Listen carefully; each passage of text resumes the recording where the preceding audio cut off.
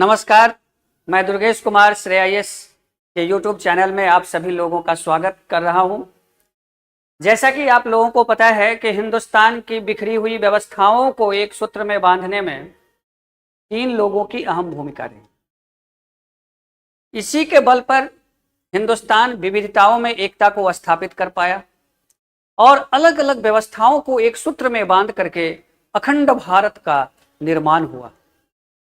और ये तीनों व्यक्ति भारत के निर्माण के क्रम में कहीं पर में भी अस्त्र नहीं उठाए। इनकी रणनीति ऐसी रही कि बिना हथियार का इन्होंने संपूर्ण भारत को एक सूत्र में बांधा और इन्होंने दुनिया को यह संदेश दिया कि समस्त समस्याओं का समाधान बिना अस्त्र उठाए भी किया जा सकता है। और इसी में हमारे महान जो व्यक्ति हैं, व्यक्तित्व हैं, पूज्य हैं, आराध्य हैं, वो है श्री कृष्ण, जिन्होंने अपने समय में सबसे महान युद्धों का नेतृत्व किया, संसार का महानायक बने, लेकिन कभी भी अस्त्र का प्रयोग नहीं किए। उनकी इतनी बेहतरीन रणनीति रही कि बिना युद्ध, बिना अस्त्र का बड़े से बड़े युद्ध लड़ लिए। उनकी ही रणनीति है कि जरूरत पड़े तो हमें युद्ध से पीछे भी हटना चाहिए, जिसके लिए संसार उन्हें रणछोड़ की भी उपाधि दिया। ये इस बात को दर्शाता है कि रणनीति के कई रूप होते हैं। आप जिस किसी भी रणनीति से उच्चतम ऊंचाइयों पर जाते हैं, उसके बाद ही रणनीति और आपके कार्यों का मूल्यांकन होता है। और दूसरा ऐसा व्यक्ति है, वो है चाणक्य, जिन्होंने अपने समय में सबसे कम संसाधनों में रहते हुए अपने रणनीति के बल पर हिंदुस्तान के सबसे बेहतरीन और शक्तिशाली शासक नंद को चुनौती देते हैं और अखंड भारत के निर्माण का न केवल वो स्वप्न देखते हैं बल्कि उसका निर्माण करते हैं। उनका मूल कारण केवल रणनीति था। कहीं पर में भी अस्त्र नहीं उठा रहे हैं, लेकिन हिंदुस्तान को एक सूत्र में बांध रहे हैं। और तीसरा ऐसे महान व्यक्ति हैं, वो है हमारे सरदार वल्लभ भाई पटेल, जिन्हें लौह पुरुष कहा जाता है, जिनकी रणनीति के परिणाम स्वरूप संपूर्ण भारत, वर्तमान भारत एक सूत्र में बंधा। भारत की विविधताओं में एकता की स्थापना हुई, भारत की अखंड संस्कृतियों का निर्माण हुआ और इसलिए लौह पुरुष को कोटि कोटि हम लोग धन्यवाद अर्जित करते हैं। कहने का अभिप्राय मेरा यह था कि ये समस्त महापुरुष बिना किसी भी युद्ध का बड़ा युद्ध लड़े और वो युद्ध का मूल कारण था, वो था रणनीति। वो इतने बेहतरीन रणनीति का आगाज करते थे कि किसी भी प्रकार की असफलता उनके सामने नहीं आती थी।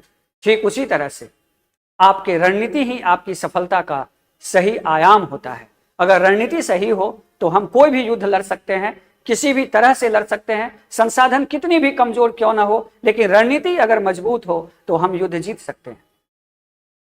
इसीलिए और उसी रणनीति का एक अंग होता है अभ्यास। आज प्रत्येक क्षेत्रों में अभ्यास हो रही है, टेस्ट सीरीज चल रही है। प्रत्येक दिन हजारों लाखों छात्र प्रश्न का अभ्यास करते हैं, लेकिन वो सिर्फ अभ्यास करते हैं, अभ्यास से सीखते नहीं। हमें अभ्यास क्यों करना चाहिए? हमें अभ्यास से क्या फायदा होता है? क्या आप जिस प्रश्न का अभ्यास करते हैं, क्या वही प्रश्न जाकर के हमें एग्जाम में मिल सकता है? तो ऐसा नहीं हो सकता है। अभ्यास हमें मानसिक, शारीरिक रूप में तैयार करता है, हमारे अंदर में ऑब्जेक्टिविटी का विकास करता है, हमारे अंदर की अचीवमेंट लेवल को हम टेस्ट करते हैं। अभ्यास का मतलब केवल प्रश्न का उत्तर नहीं देना होता है। अभ्यास का मतलब उन समस्त जैविक अजैविक मनोविज्ञानों का निरीक्षण करना होता है, जिससे कि व्यक्ति और व्यक्तित्व संपूर्ण होकर के महत्तम सफलता प्राप्त करता है। और इसी श्रृंखला के अंतर्गत बीपीएससी 17वीं टेस्ट सीरीज 2.0 की शुरुआत जो है 8 सितंबर से हो रही है।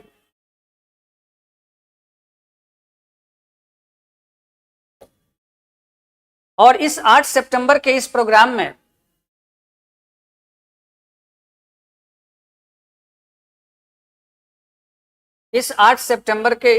में 11 बजे से जो मैंने कल आप लोगों को बताया था कि महा परिवर्तन की तरफ हमारी ये टेस्ट श्रृंखला है। इस टेस्ट श्रृंखला का मतलब है उन सभी लोगों को पीटी में सफल करना जो लोग बार बार पीटी असफल होते हैं, क्योंकि पीटी सफलता की वह पहली सीढ़ी होती है जिसके बगैर अंतिम सीढ़ी तक आप नहीं पहुंच पा सकते। इसीलिए अधिकांश असफलता प्रथम सीढ़ी पर होता है और उसी के लिए हमने एक बृहद कार्यक्रम लाया है जिसका मकसद केवल प्रश्न और उत्तर का अभ्यास करना नहीं है, बल्कि आपके समस्त मनोवैज्ञानिक व्यवस्थाओं का परीक्षण करना है और आपको एक संपूर्ण रूप में अभ्यर्थी के रूप में तैयार करना है। और उसकी जो संपूर्ण विशेषताएं हैं जो मैं आपको बताना चाह रहा हूं, इसके जानने के बाद और इसके समझने के बाद आप निश्चित तौर पर यह कह सकते हैं कि हमने इससे पूर्ण सफलता की आगाज किया है। इस टेस्ट सीरीज की जो सबसे पहली विशेषता है वो है हमारी साइको एनालिसिस। साइको एनालिसिस एक बहुत बड़ा एनालिसिस होता है। कई बार आपने देखा होगा कि लोग अधिक से अधिक पढ़ते हैं लेकिन एग्जामिनेशन हॉल में नर्वस हो जाते हैं, एग्जामिनेशन हॉल के टेम्परामेंट को मेंटेन नहीं कर पाते हैं।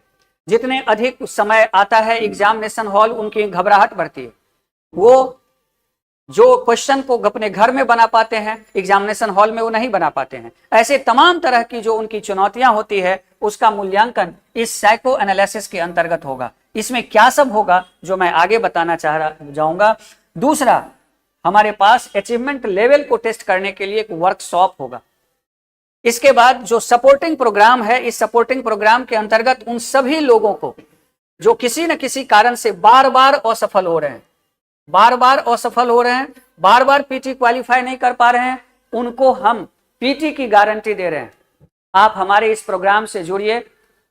अगर ईश्वर ने आपकी सफलता में टंगड़ी नहीं लड़ाए तो आपकी 100% सफलता होगी, क्योंकि इतनी बेहतरीन जो प्रोग्राम है, इस बेहतरीन प्रोग्राम से आप अपने आप को रिफॉर्म कर पाएंगे, नहीं बल्कि ट्रांसफॉर्म करेंगे आप। अभी तक आप अपने आप को रिफॉर्म कर रहे हैं, लेकिन मैं आपको गारंटी देता हूं आपका ट्रांसफॉर्म होगा। और उसी ट्रांसफॉर्म के लिए हमने साइको एनालिसिस, वर्कशॉप एनालिसिस और सपोर्टिंग प्रोग्राम की शुरुआत की है। अब चलते हैं कि इसके अंतर्गत मैं क्या सब आपको करने वाला हूं, क्या सब आपके लिए लाएंगे, इसको देख लें।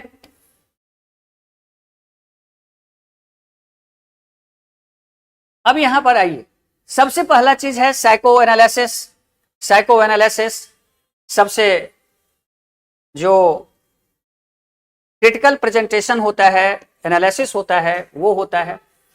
इस साइको एनालिसिस के अंतर्गत हमारा 2 तरह का प्रोग्राम है। पहला प्रोफाइल मैनेजमेंट और दूसरा है एग्जामिनेशन हॉल मैनेजमेंट। अब यहां पर जो हमारा प्रोफाइल मैनेजमेंट है, इसके अंतर्गत संपूर्ण रूप में आपकी स्क्रीनिंग की जाएगी। मान लीजिए कि कोई भी व्यक्ति एक बार असफल हो सकता है, एक बार पीटी नहीं होगा, 2 बार पीटी नहीं होगा, लेकिन बार बार पीटी नहीं होगा, तो कहीं ना कहीं उसकी तैयारी में दोष नहीं है, उसके साइको एनालिसिस में, उसके मैनेजमेंट में, उसके प्रोफाइल में दोष है, जो दोष उसे बार बार असफलता की सीढ़ी तक ले जा रहा है।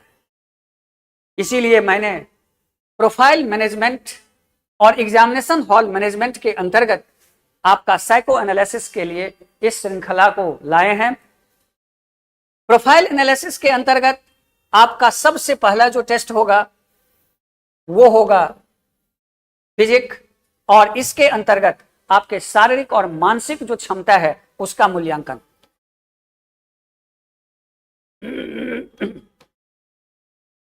इस शारीरिक मानसिक मूल्यांकन के बाद आपके और आपके फैमिली के बीच जो तादात्म्य है उसका मूल्यांकन।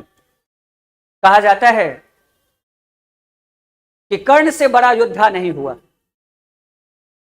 अगर कर्ण के सारथी अगर कृष्ण होते तो संसार का विजेता और महानायक कर्ण होता। क्यों? तो कर्ण को हमेशा समाज से उलाहना मिला, ताना मिला, उसको प्रत्यक्षता के भाव मिली, उपेक्षा मिली, और उसके बावजूद भी कर्ण मानसिक रूप से इतने मजबूत है कि इतिहास के पन्ने में स्वर्णिम अक्षर में अपना नाम लिखवाता है। दुर्भाग्य को समझ करके भी भाग्य का निर्माण करता है। विधि का विधान समझ करके भी विधि को बदल देता है और वो कर्म के बल पर बदलता है।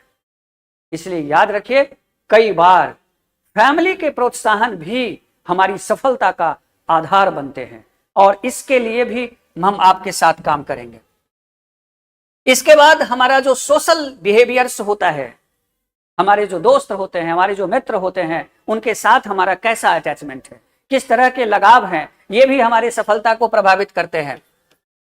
इसके बाद जो हमारे आसपास के इन्वायरमेंट होते हैं, ये भी हमारे सफलता को प्रभावित करते हैं। इन सभी का एनालिसिस आपके प्रोफाइल मैनेजमेंट के अंतर्गत हमारी टीमों के द्वारा होगा।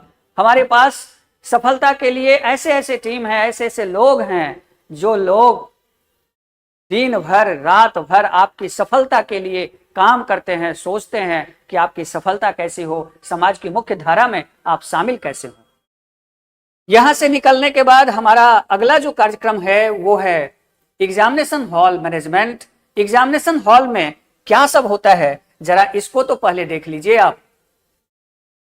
जो कॉमन होता है, ये मत सोचिएगा कि ये मेरे पास ही होता है, ये उनको नहीं होता है जो नायक होते हैं, जो वीर होते हैं। आपको वीर बनना है, स्थिर प्रज्ञ बनना है, न लाभ न हानि, न पीछे न आगे को देखते हुए केवल और केवल यह सोचना है कि कर्म करना मेरा काम है। अगर आप कर्म से मोहित होंगे और परिणाम से ग्रसित होंगे तो कभी भी रिजल्ट नहीं होगा। जनरली हम इन दोनों से ग्रसित होते हैं। जब हमारे अंदर में परिणाम से हम विवश होकर के काम करते हैं, परिणाम पर सोच करके काम करते हैं, तो कभी भी हम अच्छे कार्य नहीं करते। इसी के क्रम में चलते हैं। इसी के कारण सबसे पहला एग्जामिनेशन हॉल में जिन लोग बार बार असफल होते हैं, उनकी सबसे बड़ी चीजें होती है, वो होता है कंफ्यूजन का लेवल जो होता है वो बहुत कम होता है। जितना कंफ्यूजन का लेवल कम होगा, सफलता उतनी ही अधिक होगी। और जिन लोगों की तैयारी के बावजूद भी कंफ्यूजन लेवल हाई होगा, तो असफलता का लेवल भी हाई होगा और इसीलिए वो बार बार असफल हो रहे हैं। तो सबसे पहला यहां पर एग्जामिनेशन हॉल मैनेजमेंट के अंतर्गत कंफ्यूजन, आपका कंफ्यूजन कैसे कम हो, कंफ्यूजन का लेवल कैसे है, इसीलिए हमने यहां पर एक कंफ्यूजन टेस्ट स्केल डेवलप किया है, जिस स्केल पर हम आपके कंफ्यूजन के लेवल को टेस्ट करेंगे और उसके हिसाब से इसमें सुझाव देंगे। इसके बाद है हमारा कंसंट्रेशन। कंसंट्रेशन एक सामान्य बीमारी है आजकल, क्योंकि हर जगह पर एक ही तरह के प्रश्न आते हैं आजकल कि कंसंट्रेशन नहीं बन पा रहा है, कंसंट्रेशन नहीं बन पा रहा है।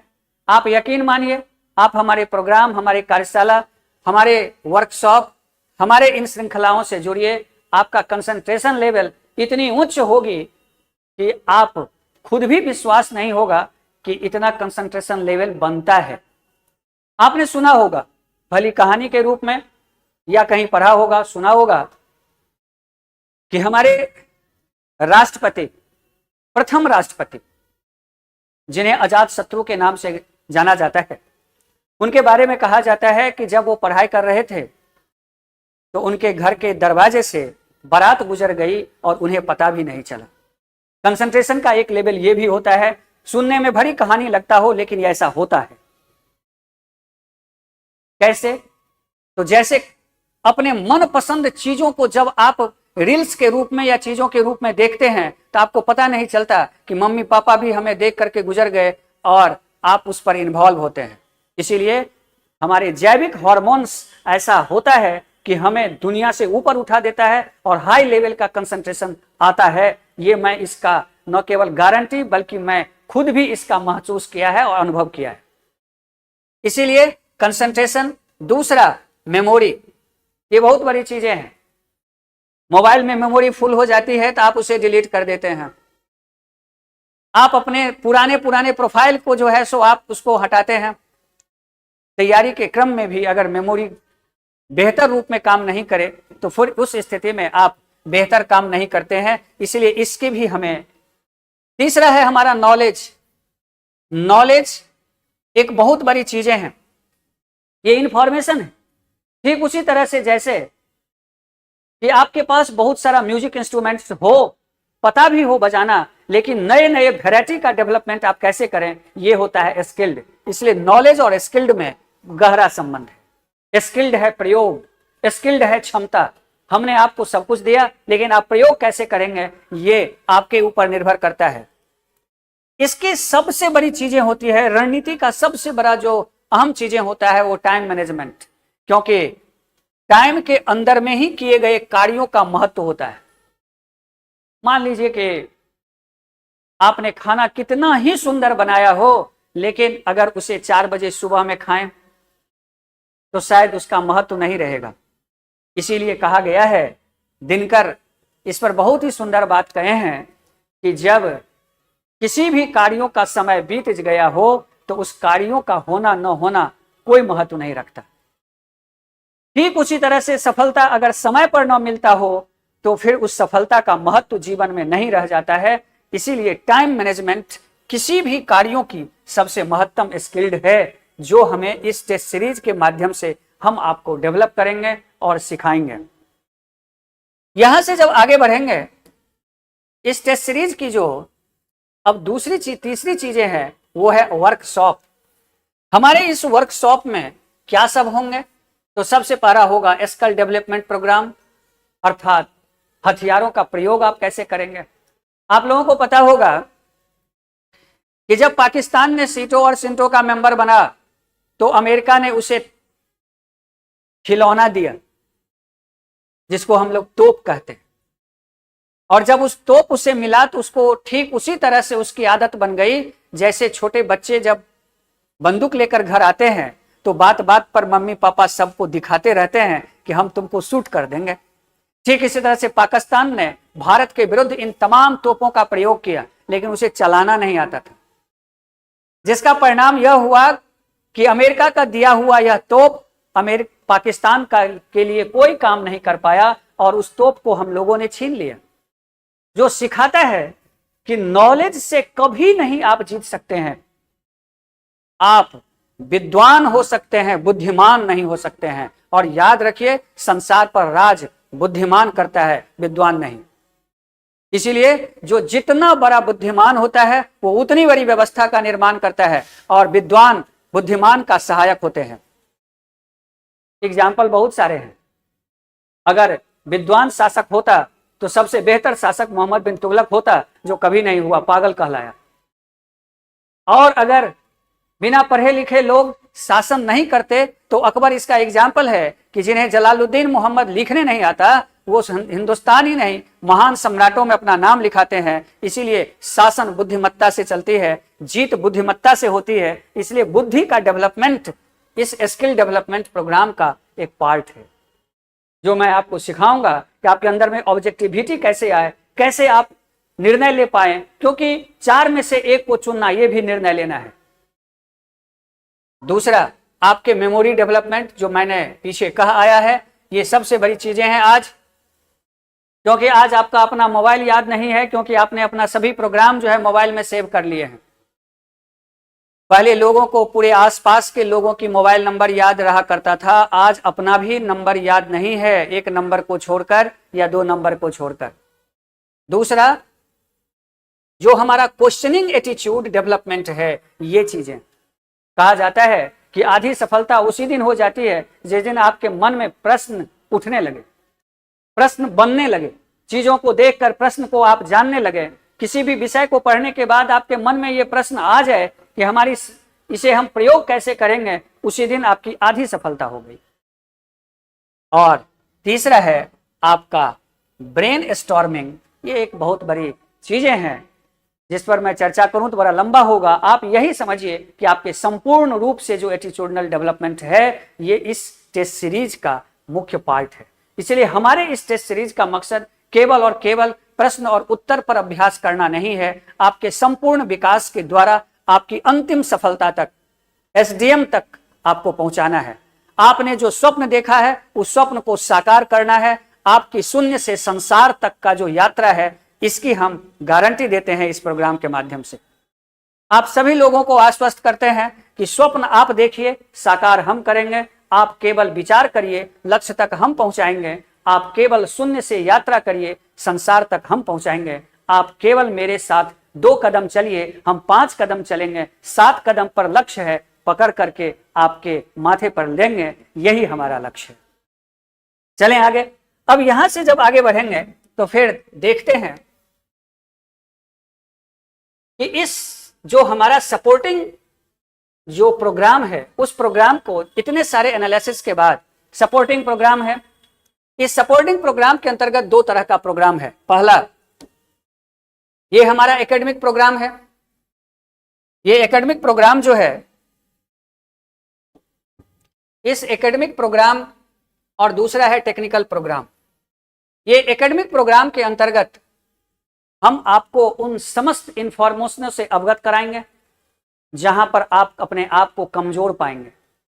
हम आपके तर्कस में इतने सारे तीर भरेंगे कि जिससे कि आप युद्ध मैदान में अपने आप को बेशस्त्र महसूस न करें, और टेक्निकल एटीट्यूड के अंतर्गत उस अस्त्र शस्त्र के प्रयोग का जो तरीका है ये भी सिखाएंगे।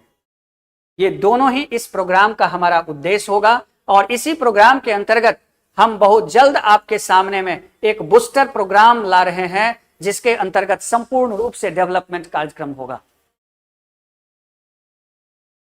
चलते हैं अब अगले कड़ी में।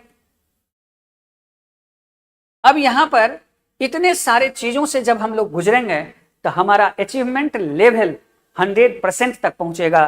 कहने का मतलब कि शून्य से जो यात्रा किए थे वो संसार तक पहुंचेगा।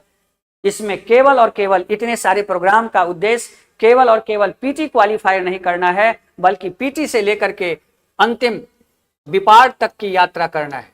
याद रखिएगा, लवासना तक की यात्रा करना है। इससे केवल आप अपने मस्तिष्क में एक स्वप्न बनाइए कि हमें दुनिया के नहीं, हिंदुस्तान के सबसे ताकतवर इस लॉबी में शामिल होना है, तो उसको मैं मुकम्मल करने के लिए मैं आपके साथ 5 कदम चलने के लिए तैयार हूं। केवल आप 2 कदम चलने का साहस दिखाइए, 7 कदम पर लक्ष्य है। अब आपका निर्णय है कि आप क्या करेंगे।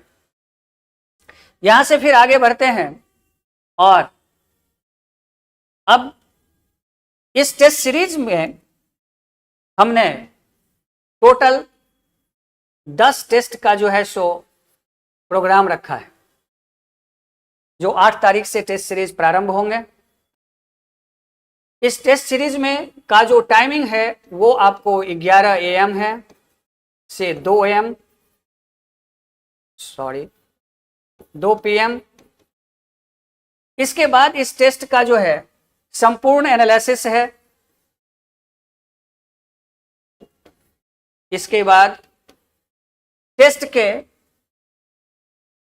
1 घंटे बाद हमारे तरफ से आपको एक फॉर्म दिया जाएगा, जिस पर आप जो भी कॉलम रहेंगे उसे भर करके आप ऑफिस में जमा करेंगे। जैसे आप आंसर शीट जमा करेंगे वैसे ही ये प्रत्येक टेस्ट में होगा, और प्रत्येक टेस्ट से इन सारी चीजों की शुरुआत होगी। इसीलिए इसमें क्या है, तो जो हमारा प्रोफाइल एनालिसिस फॉर्मेट है ये आपको पहुंचेगा। इसके बाद आपकी संपूर्ण जो डायनामिक विश्लेषण है ये होगा, और मेरा मानना है कि इन सभी कार्यों को करने के बाद सफलता झक मार करके हमारे पास आएगी, क्योंकि वो भी विवश होगा कि अब मैं किस माध्यम से असफलता को प्रवेश कराऊं। याद रखिए, अगर चाहत आपकी मजबूत हो, इरादे अगर मजबूत हो, चलने के तरीके अगर आपके बेहतर हैं, तो नकारात्मकता भी कई बार सोचता है कि मैं इसे स्वीकार करूं या नहीं करूं। हमेशा नकारात्मकता उन्हीं लोगों के साथ होती है जो मन और मस्तिष्क से कमजोर होते हैं।